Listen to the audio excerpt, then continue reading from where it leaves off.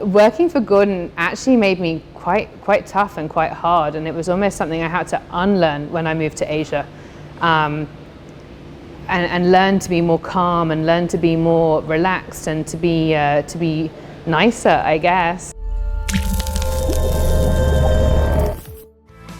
MBC, improving competence levels in Myanmar through professional certifications.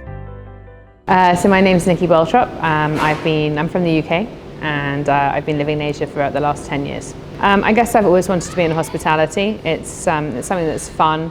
I like to be around people. I have a very low boredom threshold, and working in hospitality, everything's different. No 2 days are the same.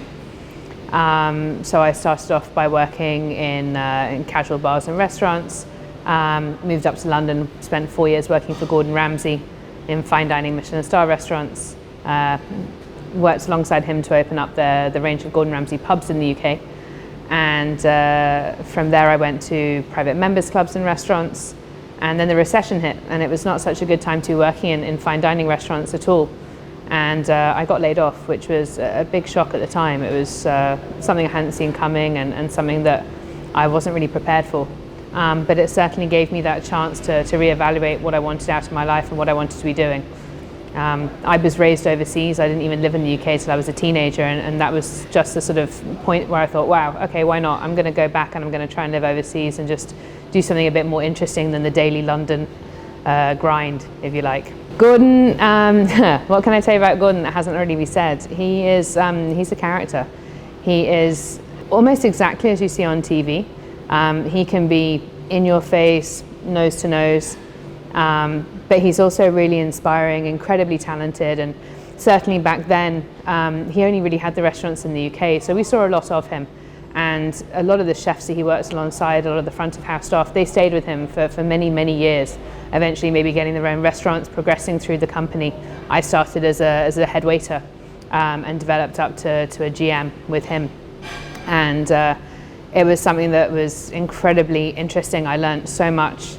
But yeah, Gordon, he electrifies a room like no one I've ever seen. It's like a celebrity walks in, the way he can make people react and feel special, and just he treats everyone as if you're the only person in the room when you're talking to him, which is incredibly exciting, I think, for people. The swearing?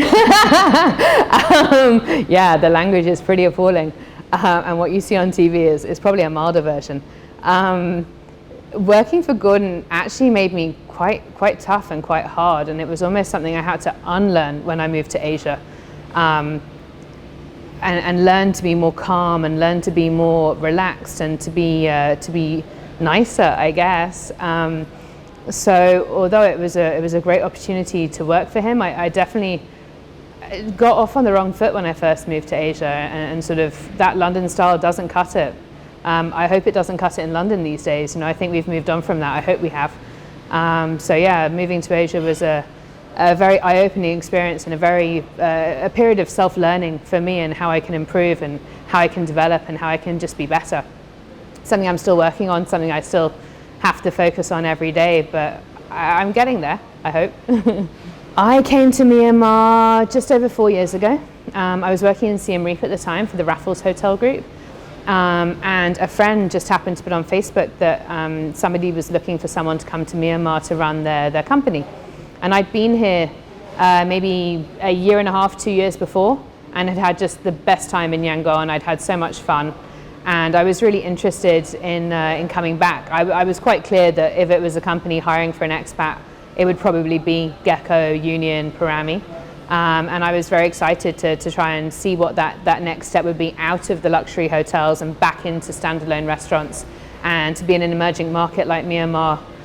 Was something that I was really looking forward to, and a chance I was very lucky to be able to get. So I am the COO of 57 Below. I oversee Gekko, Parami Pizza, 57 Below Catering. This year, 2020, wow, what a year. We have a lot of friends in the region. I've been here a long time, and so when we saw these things, we saw the news of COVID-19 coming out of China, it was something that was really quite concerning, and also very interesting. We're seeing how it shut down whole cities, how it shut down bars and restaurants. And it was something that we were immediately trying to think of, how can we stay ahead of this? And it definitely gave me a lot of sleepless nights from way before it was even a problem here, which wasn't good. But it was also hard because you don't know how exactly it's going to hit in Myanmar. So you can watch what they've done in China, and I've watched and I've read so many things, but it still doesn't really fully prepare you for when it does happen here. We were very clear that we were going to have to pivot to delivery only, if we were even allowed to stay open at all.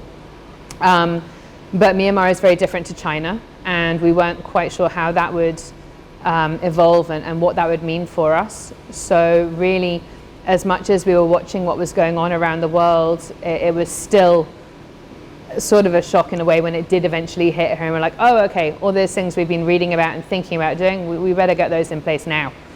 Initially, we made the decision to close Gekko straight away. Gekko is very much a place that people associate with eating in and drinking in. And even up until the very last few days that we were open there, it was packed, almost worryingly so. I was very concerned that it was so busy for our sort of Friday night jazz. And then they made the announcement that we had to pivot to delivery only, and the revenue at Gekko just dropped off. People don't really think to order sushi or cocktails, and really Gekko is about that experience of being in there and seeing Puya and seeing the chefs and the team there.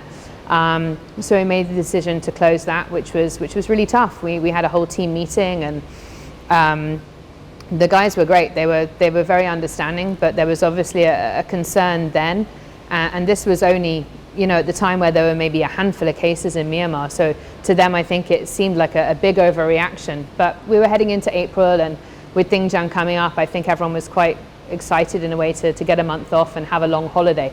And then the other measures came in with not being able to travel, and obviously it became a little less enjoyable. But we've been very lucky that the team there are very understanding, and they understand that we want to keep them safe, and we need to make money in order to keep the restaurant going. With the Paramis, we're lucky. It's a pizza restaurant first and foremost. We sell a lot of other things. We do great pasta, we do great steaks, but realistically, there aren't many people ordering steaks from us anyway. So we decided to really try and focus on that, and to try and see what other sort of product ranges we could bring out that we could do well. It's all very well coming up with exciting new ideas and creating new products, but you have to know that, one, our team can execute them to the level that I expect, and also to the level that our guests expect. And so I think in the beginning we were maybe a little bit too timid in rolling out some new ideas, because we just wanted to deliver a great product and focus very much on that. I think as the weeks and months have gone on, my chefs are coming to me and saying, Nikki, what about this? We do this really well. Why don't we try this? Why don't we try that? And I'm never going to say no to a tasting, so I'm all for it. So we've launched a few new things. Jen has been itching to get back behind the bar. She was really keen to see what she could do, and she decided that if we couldn't have people come to us, well, then we would go to them. So we've been doing weekly virtual tastings, where we send out little miniature tastings of spirits and a cocktail, and worksheets and a tasting glass, and then you sign up to a Zoom class for around, I don't know, an hour and a half. We chat, we gossip, we do a lot of educational things, and it's been really, really great. We've been selling the classes out, and it's mostly return guests. I would say each week it's 80% the same people, with 20% new guests kind of coming in because they've heard from their friends that it's something worth doing, and they're really good fun. And it's been interesting to see how well that can work and how enjoyable it is as well. It's quite nice just getting drunk at home in the comfort of your own house, but also with 20 other people who I love dearly but don't necessarily want in my house right now. So yeah, we've been really enjoying those. We have another one this week, and we're going to keep running them. Certainly we'll do another one this month. We may even continue them once the restaurants are open if there's a demand for it, because I think it's interesting for people to still have that sort of level of expert knowledge, but still to be comfortable in their own home. One of the people I was really interested to see, or one of the most impressive things that we've seen through all of this, I think, was how the community has adapted. And so people like Kokoya Organics, Organic Valley, Yangon Farmers Market, you know, they really leapt into action, and certainly throughout April, they were indispensable. You know, we were ordering online for them. We didn't need to leave the house. We didn't need to go to the supermarket. And that's something that I think is really great. And I have friends in the UK who can't actually get the same level of service that we can. You know, they're waiting for weeks just to get a delivery slot from their supermarket. And meanwhile, we can just order, you know, direct with our suppliers at home and get deliveries, you know, within the week, or sort of fixed delivery slots weekly. And I think that's been something that's been fantastic, because often you feel in Myanmar we're a little bit behind other countries in their trends and in their sort of activities. But I really think that Yangon has really shown some incredible ingenuity at this time, and it's been really interesting to watch and to be inspired by. And also it's made my life a lot easier at home. So I've been able to really not have to worry so much about things like that, and just focus everything into the business. I think it's about being flexible and really not just going with the flow, but trying to stay ahead of it. You have to keep creating and developing and in order to move forward. And I think that that's something that is a little bit newer to the Yangon scene. You know, before there wasn't necessarily, there was creativity, sure, but I think we've really seen so much recently, all these new restaurants popping up. You know, one restaurant closes, but then other restaurants spring up and open in their place temporarily. And I think that's a real sort of, it's a positive thing, and it's very indicative of the strength and the creativity of the market here. So yeah, I think we'll continue to see that moving forward. I think people realize that we have to keep trying, keep developing, and keep offering more. Because it's a tough market, and our guests are only going to get more and more demanding and expect more and more, and it's important that we stay ahead of that. So yeah, I think it's going to be an interesting time coming up, that's for sure.